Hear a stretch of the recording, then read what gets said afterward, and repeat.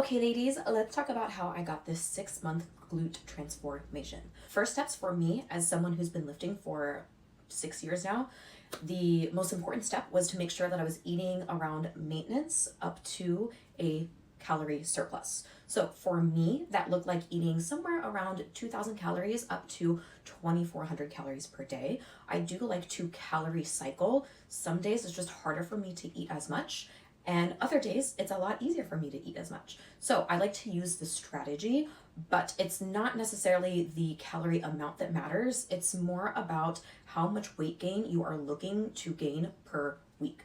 So on a petite frame, I am 5'1". I do not recommend the normal amount of gaining half a pound a week up to 1 pound a week. That is way too much on our frames. Been there, done that, doesn't look good. You don't actually need to gain a lot of weight to still grow muscle. So what I recommend and what I personally was aiming for was around a quarter of weight gain per week. It is really hard to actually measure a quarter pound. So what I really was going by was every month I was hoping that I was gaining 1 to 1.5 pounds on the scale. And that's actually exactly what happened. So I know that my calorie amount was right for my body type and my training goals, etc. And it's really hard to actually put on substantial amounts of muscle whenever you are in a deficit. So that is why at some point, if you are looking to grow, then the strategy you should be using is eating around maintenance to a small calorie surplus. So for me, that's exactly what I did. And I did this over 5 to 6 months or so. And these are the results I got.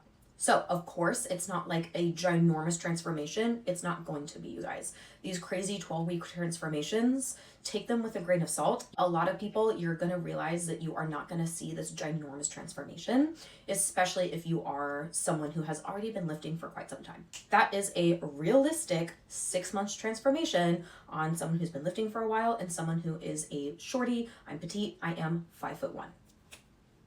Hope this helped.